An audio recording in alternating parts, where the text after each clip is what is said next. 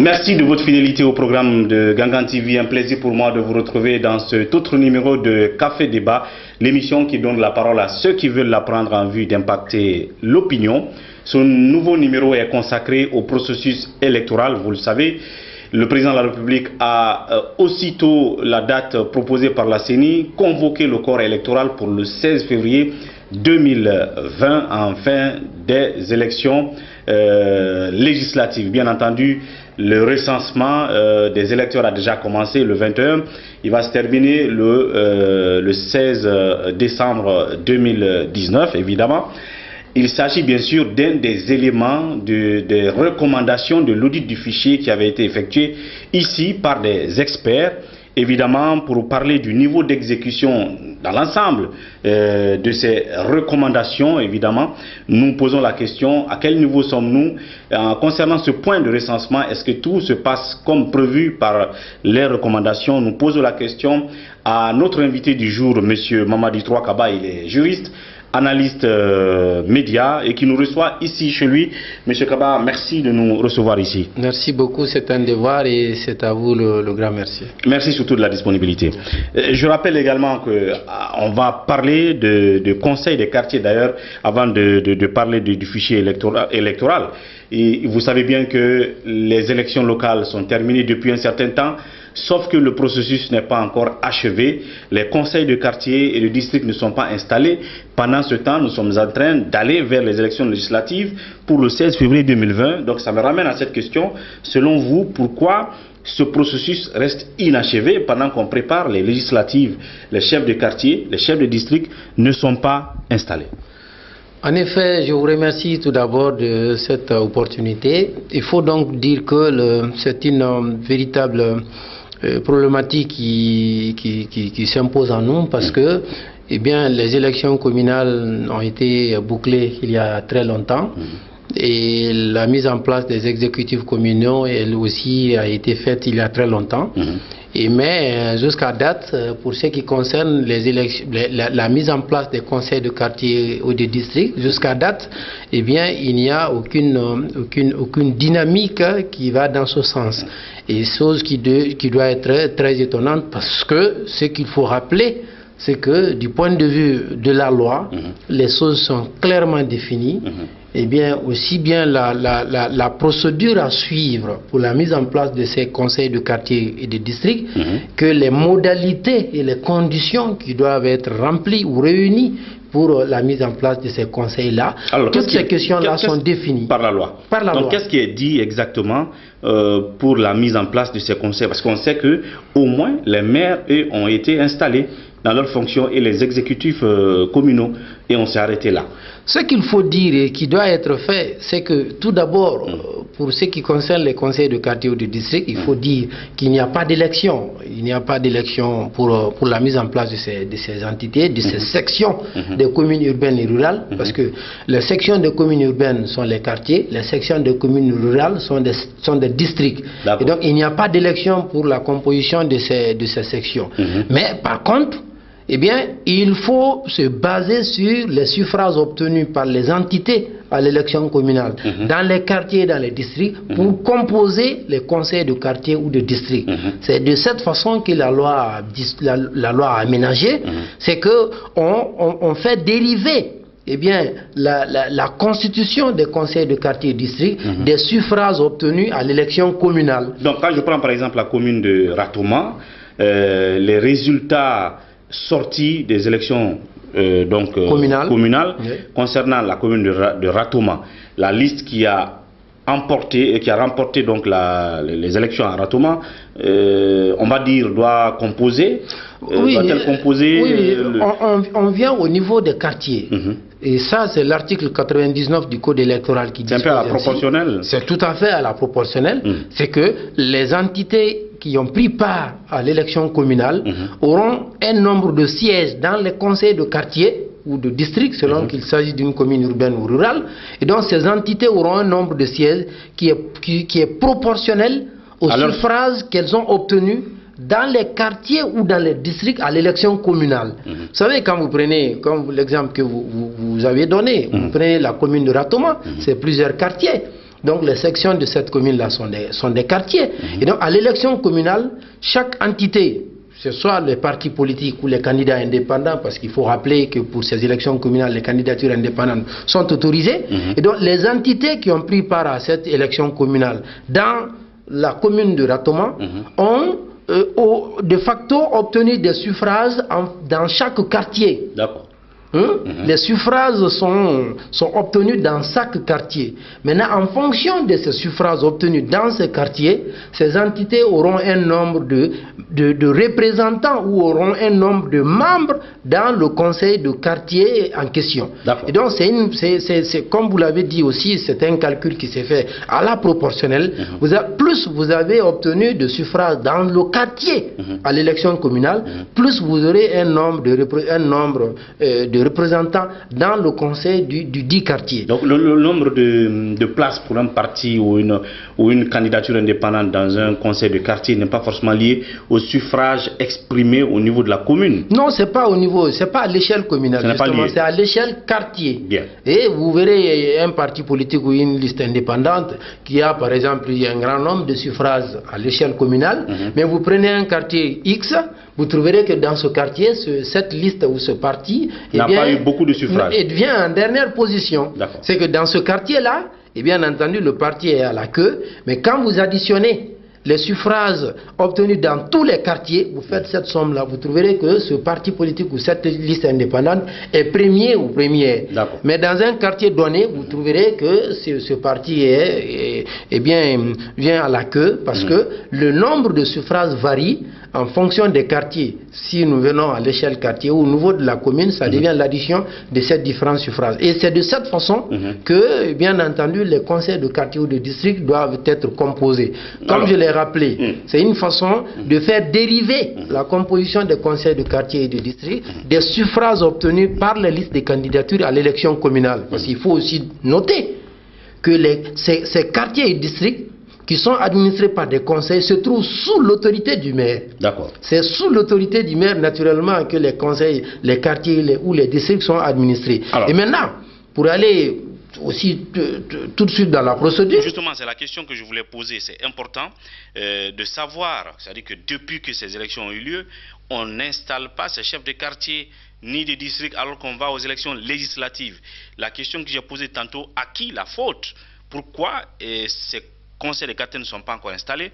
Parce que dans un passé récent, les opposants ou les entités en tout cas qui ont participé à ces élections accusent le ministre de l'administration du territoire de bloquer le processus d'installation des chefs de quartier et de district. C'est vraiment là, M. Ouri, toute la question qui mérite une réponse du point de vue de la législation, je veux dire du code électoral.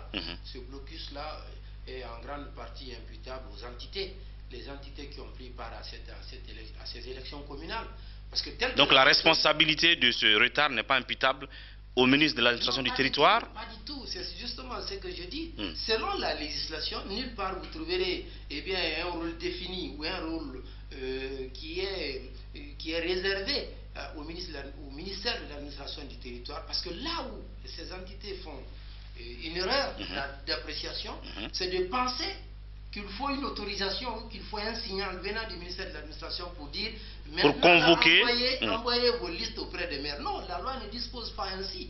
Quand vous prenez l'article 103 de ce code électoral, ce qui est dit, après la proclamation des résultats définitifs par la CENI, parce que c'est la CENI qui proclame ces résultats définitifs pour les élections communales, après cette proclamation, les entités qui ont obtenu des suffrages les permettant d'avoir un nombre de représentants dans les conseils de quartier ou district, ces entités doivent adresser, doivent déposer auprès du maire concerné les noms et prénoms des personnes qu'elles ont désignées. Et c'est après que ces dépôts ont été faits auprès du maire que le maire prend un arrêté pour entériner ces désignations faites par ces entités. Donc la procédure est très claire. Et c'est le maire qui doit organiser la composition des conseils de quartier et des districts? Non, vous savez, c'est ce qu'on disait tantôt, c'est à la proportionnelle. Chaque entité doit pouvoir faire ce calcul-là. Et d'ailleurs, la méthode de calcul, elle aussi, est décrite dans le même code électoral. C'est que pour commencer l'opération, il faut d'abord déterminer le quotient électoral pour le quartier. Ce quotient électoral, c'est que vous faites la somme de tous les suffrages obtenus par toutes les entités à l'élection communale dans le quartier. Cette somme-là est divisée par le nombre de sièges à pourvoir. Ce nombre de sièges à pourvoir est égal au nombre de membres du conseil de quartier. Et l'article 3 du Code des collectivités locales définit le nombre de membres en fonction de la population du quartier. C'est qu'il y a des fourchettes qui sont données, ça varie de 5 à 15 membres. Bien. Et donc, en fonction de ça, chaque entité doit pouvoir faire ce calcul-là. Et parce que dès lors que le quotient électoral est connu, je rappelle une fois encore, c'est que c'est la somme de tous les suffrages obtenus par toutes les entités à l'élection communale dans le quartier. Cette somme est divisée par le nombre de sièges à pourvoir qui est connu et ce qui donne le quotient électoral. Ce quotient électoral, maintenant qu'il est connu, autant il peut être retiré dans le suffrage qu'une entité a obtenu dans le quartier, autant cette entité aura un nombre de membres à désigner pour le conseil de quartier. C'est de cette façon que le calcul est fait. Bien. Maintenant que chaque entité est à mesure de faire ce calcul-là, elle envoie la liste des personnes désignées au maire concerné. Et le maire doit prendre un arrêté. Je rappelle encore la même procédure. Le maire prend un arrêté pour entériner ce choix. Bien. Et même les conditions pour pouvoir faire partie de ce conseil de quartier-là, ces conditions sont définies. C'est qu'il faut, pour être membre du conseil, il faut résider au minimum une année dans le quartier. Pour être président du conseil de quartier, autrement appelé chef de quartier, il faut résider dans le quartier au moins 2 années. Et, précision importante, l'entité ou la liste qui est arrivée en tête dans le quartier à l'élection communale, c'est cette liste ou cette entité qui doit désigner le chef de quartier, qui est autrement appelé président du conseil de quartier. La loi a défini toutes ces conditions et toutes ces modalités. Ce qui reste à faire, et c'est donc la réponse expresse à votre question, ce qui reste à faire, c'est que ces entités doivent adresser aux différents maires les noms et prénoms des personnes qu'elles ont désignées conformément au suffrage obtenu par elles dans chaque quartier, et il revient au maire de prendre un arrêté pour entériner ces différentes désignations qui ont été faites. Voici donc la procédure. Et si les entités ne font pas ainsi, il faut dire que la faute revient prioritairement à ces entités, parce que ce qui est évident, on ne peut pas dire que c'est elle qui assume toute l'entièreté de la responsabilité. Il faut dire essentiellement, dans les 90% des cas, c'est les entités qui traînent les pas et personne ne peut faire à leur place. Donc quand vous parlez des entités, il s'agit des partis politiques et des listes indépendantes qui ont compétit à ces élections communales. Donc je l'ai dit tout à l'heure, nous allons vers les élections législatives, mais pendant ce temps, il y a bien de gens, notamment des partis politiques, des listes indépendantes qui se plaignent comme quoi on n'a pas encore fini d'installer les chefs de quartier des districts. Le président nous amène vers les législatives, mais donc la faute...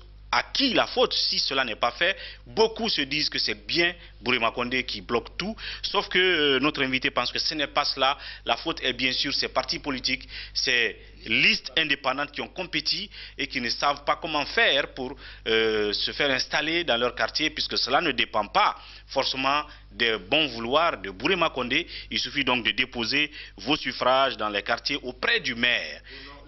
Les noms des personnes à désigner auprès du maire de votre commune, à celui-là donc de prendre l'acte qu'il faut pour procéder à l'installation. Donc c'est un débat qu'il faut justement étendre parce que c'est important. Maintenant, le temps qui reste, même si ces entités, ça c'est pour terminer maintenant sur ce sujet, mais si ces entités-là prenaient conscience que ce n'est pas forcément Bourema Condé qui doit convoquer les séances d'installation, que cela n'est pas dit par la loi, est-ce que le temps permettra justement d'installer toutes ces entités, j'imagine le nombre à installer partout à l'intérieur du pays, avant par exemple les élections législatives? C'est faisable? Oui, c'est bien faisable. Ça devient une question de volonté. Il faut que les entités d'abord prennent conscience qu'elles n'ont pas à attendre un signal disons, comme vous l'avez dit, du ministère de l'administration du territoire.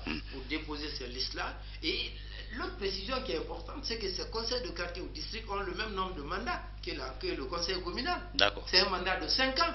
Et vous voyez donc, on est dans ce flou où il va y avoir un décalage véritable entre ces deux mandatures, ce qui n'est vraiment pas souhaité. Et donc, je dis encore que la législation sur cette question a l'avantage d'être claire, c'est qu'il appartient à ces entités, maintenant que les résultats définitifs de l'élection communale sont connus, il appartient à ces entités, conformément au suffrage qu'elles ont obtenu à l'élection communale, dans les différents quartiers, dans les différents districts, de faire le calcul et de déposer les noms et prénoms. La loi même prend soin d'indiquer les noms ou prénoms des personnes désignées. Et le maire prend un arrêt. Parce que, comme je l'ai dit, les conseils de quartier ou district sont sous l'autorité du maire. Bien. Les quartiers ne sont que des sections des communes urbaines. Bien. Et donc, il n'y a rien à attendre que ces entités respectent cette démarche et que le maire refuse de prendre l'arrêté. Et là, maintenant, on parlera d'abus de pouvoir. Et il peut faire recours en ce moment. Et là, un recours peut être intenté pour abus de pouvoir. Bien. Parce que ça relève encore une fois de l'autorité du maire. Voilà. Et moi, la question, une fois encore que je me pose, comment ça se fait que ces partis politiques, ces candidatures indépendantes ont été si naïvement accrochées à, je sais pas quoi, à Bourema Condé pour que celui-là organise tout ça? C'est la question que je me pose. Vous savez, juste une seconde, l'évidence est que nous avons la loi. Moi, je dis souvent, la loi ne peut ni être bonne ni mauvaise. La loi, elle doit être appliquée. Même si j'ai été de ceux-là qui ont critiqué ce code électoral, parce que nous avons vu quand même qu'il y a beaucoup de dispositions qui vont être, qui vont créer des problèmes, surtout celui des conseils de quartier ou district, parce que par le passé, ce sont souvent la notabilité ou les autochtones dans les quartiers qui assument cette fonction-là. Mais malgré les cris ou malgré les protestations, les députés, moi c'est comme ça que j'appelle, les députés ont voté la loi. Donc ce n'est plus une question de l'UFDG ou une question du RPG Arc-en-Ciel, de l'UFR. Non, c'est maintenant une question de loi. La loi, elle dispose clairement, et donc qu'on se fasse violence de respecter la loi. Le jour où nous nous rendrons compte que la loi n'est pas conforme à ce que nous voulons, nous pouvons la modifier ou simplement la faire remplacer par une autre. Voilà. Le temps donc pour nous d'observer une pause rapidement. On se retrouve pour la deuxième partie de Café Débat. À tout de suite. Merci de nous retrouver dans cette deuxième partie de Café Débat, toujours comme invité du jour, Monsieur Mamadi Troakaba, il est juriste, vous l'aurez compris. Dans la première partie de l'émission, nous parlions du pourquoi les conseils de quartier et de district ne sont pas installés. À qui la faute? Il l'a dit, ce n'est pas forcément le ministre de l'administration du territoire, c'est bien sûr aussi la responsabilité des partis politiques, des candidatures indépendantes qui ont compété à ces élections communales et qui n'ont pas justement pris leurs responsabilités. À présent, on va parler du processus électoral à cette phase-là. Je parlais tout à l'heure du recensement qui est en cours en ce moment. Il se trouve que le recensement qui est en cours là, l'assainissement du fichier, est un des points, des recommandations que les experts ont fait à l'occasion de l'audit du fichier. L'audit du fichier dont vous étiez le président du comité technique. Alors, qu'est-ce qu'on peut dire de ces recommandations aujourd'hui? Ne serait-ce que ce point, ce assainissement du fichier là qui est un des points des recommandations. Est-ce qu'aujourd'hui vous avez un regard sur comment il se passe? Est-ce que ça se passe bien? Les 25 jours là qui font débat entre les partis politiques et la CENI, est-ce qu'il y a une spécificité, un accent mis sur le délai là par les experts? Et puis tous les autres points là, est-ce que vous pensez que c'est en train d'être appliqué? Je suis très à l'aise en parlant de cette question, mais au même moment, je me sens, j'éprouve une certaine satisfaction, pour ne pas dire une joie, chaque fois que je parle de l'audit du fichier, parce que c'est toujours un plaisir, c'est toujours, disons, une fierté pour un président de voir que les recommandations telles que formulées sont en train d'être prises en compte. C'est vraiment une fierté et je ne peux que commencer par ça.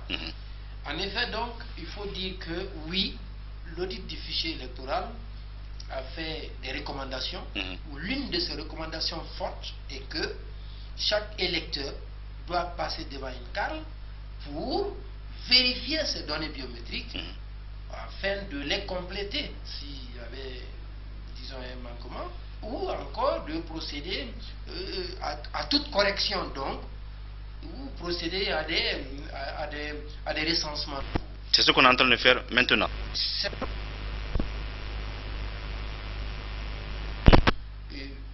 Le regard externe que je peux faire sur ce qui est en train d'être maintenant déroulé en termes d'activité, je suis satisfait.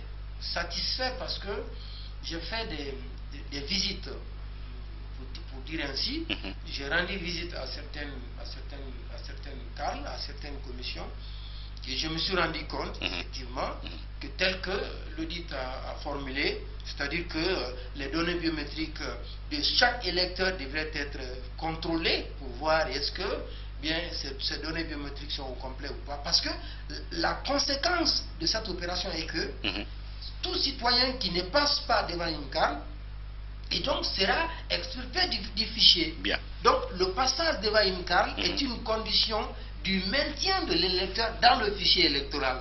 Et donc, comme je l'ai dit, je ne suis pas à la CENI pour vraiment parler du point de vue interne, c'est tout ce qui a été fait en termes de... Oui, mais est-ce que dans les recommandations, externe, en termes de nombre de jours, est-ce que les experts ont fait un focus sur cet aspect-là, ou est-ce qu'ils ont tout simplement dit, pas du tout. Ils ont tout simplement demandé que les gens passent devant les machines? Sur la question de délai, le rapport, l'audit ne peut même pas aller sur ce terrain. Non. Cela relève de la CENI. Et de la loi qui est là-dessus. Justement, ça aussi, il faut vraiment préciser. Il y a souvent une confusion qui est faite sur ces sujets-là. Il faut noter que la CENI est une institution constitutionnelle. Ça, c'est important de comprendre. Et à ce titre, elle a des attributions. L'une de ces attributions, c'est d'établir le fichier électoral et de procéder à sa mise à jour. C'est de la compétence de la CENI. Donc, ce que l'audit devait faire, c'était de faire le diagnostic du fichier électoral, de relever tous les manquements, de relever toutes les anomalies, de relever toutes les faiblesses eh bien, qui ont été constatées, et par la suite de formuler des recommandations. Comment la correction de ces faiblesses-là peut être effective. Et donc, l'objectif de l'audit, c'était bien ça. De dire que telle opération va se faire en tel nombre de délais ou en telle période. Non, l'audit n'est pas allé sur ce terrain-là. Il revient donc à la CENI de trouver dans l'agenda global, parce que quand même quand on parle d'une élection, c'est tout un ensemble, c'est tout un processus, c'est les étapes les unes après les autres. Donc c'est à la CENI de planifier tout ça et de dire voici le temps normal qu'il faut pour la prise en compte de telle ou telle recommandation. Ce que j'ai pu rassurer, ce que j'ai pu dire ici, et ça c'est devant le peuple guinéen, parce que la fonction que j'ai assumée était une fonction nationale, c'est de dire que tel que le processus se poursuit jusqu'à date, je suis satisfait pour avoir été constaté de visu le processus tel qu'il est en train d'être déroulé. Je suis donc satisfait. Et autant dire que tout le vœu que je peux formuler, c'est de voir le processus continuer comme tel, et parce que c'est ce qui serait à l'avantage de tous. Parce qu'avoir un fichier à CENI, ça ne peut être qu'à l'avantage. Comme vous l'avez dit, l'assainissement du fichier est une des recommandations, mais une recommandation, elle a été la recommandation forte des experts.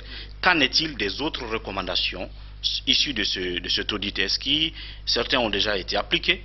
Il en reste d'autres? Ou est-ce que tout a été fait? C'est la seule qui n'était pas encore faite qu'on est en train de faire là, c'est-à-dire l'assainissement du fichier. Vous savez, il me sera difficile de me prononcer sur est-ce que les différents points du rapport final bien sont en train d'être exécutés. Cela, il me sera difficile parce qu'on avait un mandat en tant que comité technique, c'était celui de superviser tout le processus. Mais après que nous avons rendu le rapport définitif, le rapport final, eh bien notre mandat a pris fin, et donc du coup, le regard que j'ai pu maintenant avoir, c'est en tant que juriste, en tant que consultant, mais aussi en tant que citoyen qui est soucieux, un président qui est soucieux de la mise en œuvre de ces différentes recommandations. Ça, c'est maintenant un engagement personnel. Et c'est ce qui m'a conduit à ce CARL pour voir comment les choses se passent. Sinon, je n'ai aucun mandat maintenant de vérifier, de faire le suivi. Justement, c'est le mot, de faire le suivi sur la mise en œuvre de ces différents points inclus dans le rapport final. Mais en ce qui concerne la recommandation forte qui est l'assainissement du fichier, ça, vous dites que il faut s'en réjouir, ça se passe bien. Je le dis parce que moi-même j'ai été devant une CARL, j'étais déjà dans le fichier électoral, j'étais déjà recensé, mais j'ai été pour vérifier mes données biométriques. Les données biométriques, il faut rappeler, c'est l'empreinte digitale, c'est la photo pour voir est-ce que ces données sont complètes ou pas, mais souvent aussi les données alphanumériques, parce qu'un citoyen peut quitter d'une résidence à une autre, et donc ces modifications-là, c'est à l'occasion naturellement de ces opérations-là que ces modifications sont opérées. Et donc, je me réjouis sur le constat que j'ai pu faire. Et ça aussi, c'est dans les CARL que j'ai pu visiter. Et donc, j'ose croire que le même constat serait le même partout. Et ça, c'est vraiment l'espoir que j'ai pu formuler. Et je souhaite vivement que ce processus tel qu'il est en train d'être déroulé puisse continuer jusqu'à son terme. Même s'il faut rappeler que dans certaines CARL, des citoyens remontent des informations liées à leurs plaintes, comme quoi il y a des machines qui sont en train de tomber en panne, donc qui peut retarder peut-être le processus. Sans doute que la CENI prendra les dispositions pour cela, en termes de rallonge du nombre de jours, peut-être au-delà du 16, ou de dépannage rapide de ces machines. Toujours est-il que ce sont des imprévus qui peuvent survenir dans le déroulé d'un processus, d'un chronogramme. Oui. Bon, je voulais donc profiter, M. Wouri, si vous l'acceptez, de lancer un appel. Pour terminer, voilà, lancer un appel à tous nos concitoyens sur la nécessité de se rendre devant ces CARL pour compléter les données si elles manquent. Et cette nécessité, c'est parce que si vous ne venez pas, vous serez considéré effectivement comme fictif et donc vous serez éliminé du fichier. En tout cas, c'est ce qui ressort de l'audit du rapport final que nous avons pu dresser après cet audit-là. Et donc, c'est un appel à tous les concitoyens d'accepter. Et parce que c'est un devoir aussi. L'inscription dans le fichier électoral pour un citoyen est non seulement un droit, mais aussi un devoir. Et donc que nos concitoyens comprennent cet autre volet devoir, c'est de même que le vote. Le vote est un droit civique, mais aussi un devoir. Donc ils comprennent que c'est un devoir pour eux de venir devant les CARL pour se faire enrôler pour les nouveaux, ceux qui viennent d'obtenir ou ceux qui viennent d'atteindre la majorité électorale, mais ceux qui sont déjà dans le fichier, de venir vérifier ces données biométriques, parce qu'encore une fois, c'est l'une des exigences, et c'est cet appel que je vais lancer à tous nos concitoyens, parce que la réussite même d'une élection dépend de cela. Si vous voulez participer à une élection, il faut d'abord que vous soyez enrôlé, que vous soyez dans le fichier électoral, et donc il ne faut pas s'étonner le jour du scrutin que vous êtes privé de votre droit de vote. C'est maintenant là que tout cela se décide, et donc vivement que nous nous rendons tous dans les CARL pour que cette opération puisse être une réussite telle que nous le souhaitons tous. Alors, question de curiosité pour terminer. J'ai parlé tout à l'heure des autres points, des recommandations des experts, à part le point lié à l'assainissement du fichier qui est en cours maintenant. Ils auraient recommandé le recrutement comment on va dire, le recrutement d'une société. Oui, vous savez, les acteurs politiques ont souvent évoqué ce sujet-là, mais non, je dis ici que non, nulle part dans le rapport vous trouverez qu'il y a une recommandation portant sur le recrutement d'un opérateur de saisie à l'échelle internationale. Non, cela n'est nullement, parce que l'audit ne peut pas donner d'injonction à la CENI. C'est ça, c'est pourquoi on parle de recommandations. Sinon on aurait dit injonction ou instruction. Non, la CENI est une institution constitutionnelle. Donc ce volet-là, je le nie, il n'a nullement été question. Par contre, il y a une autre recommandation, c'est celle qui consiste par exemple de mutualiser le fichier de l'état civil au fichier électoral. Mais ça, c'est une recommandation à long terme. Parce qu'aujourd'hui, il faut se dire que nous avons des problèmes avec notre état civil. Absolument. Et donc, à la longue, l'idéal, c'est que nous parvenons à lier les deux. Et ça ferait moins d'économies. Interopérabilité. Ça ferait beaucoup plus d'économies, donc moins de dépenses. Et ça permet aussi d'avoir un fichier encore fiable. Bien. Parce que là, c'est aussitôt vous atteignez la majorité électorale, vous êtes dans le fichier électoral. Ça suffit une autre recommandation. Il y a beaucoup d'autres recommandations liées au site central de la CENI, le problème de logiciel. Et d'ailleurs, j'informe, parce que j'ai été agréablement surpris de voir que la CENI a maintenant un logiciel qui, je crois bien, est dénommé Diamant Solution, Diamant Solution, qui permet à la CENI d'être indépendante, parce que je dis, l'une des faiblesses qui a été reconnue dans l'audit, c'est que la CENI a été toujours dépendante des opérateurs qui arrivaient. Et donc, le transfert des fichiers du système d'un opérateur vers le système d'un autre opérateur, c'est toujours opéré avec des altérations des données biométriques. Donc, ce problème est résolu par l'acquisition de ce logiciel. Qui est au site central. Au site central, je crois bien, le nom c'est Diamant Solution. Voilà. Ça permet donc à la CENI d'être indépendante sur ce point-là. Et donc, tout opérateur qui arrive va travailler avec le logiciel de la CENI et tu pars et tu le laisses à la CENI. Voilà. Et alors que par le passé, la CENI était contrainte de se fier au logiciel, au système proposé par l'opérateur, et ce qui était vraiment une atteinte même à l'indépendance de la CENI. Mais je pense que l'audit sur cet autre point aussi a réussi parce que la CENI, tel que j'ai vu, a acquis ce système-là, ce qui est vraiment à saluer. Et vivement donc que le fichier soit bien assaini, parce que la crédibilité même de l'élection dépend beaucoup, parce qu'on a ces trois paramètres. Il y a le corps électoral, donc qui est le fichier. Il y a le cadre juridique qui est la loi. Merci, M. Kaba, pour cette disponibilité. Merci, à bientôt. Merci à vous. Voilà, mesdames et messieurs, c'était tout pour ce numéro de Café Débat. Merci de votre attention. À demain pour un autre numéro. D'ici là, prenez soin de vous et au revoir.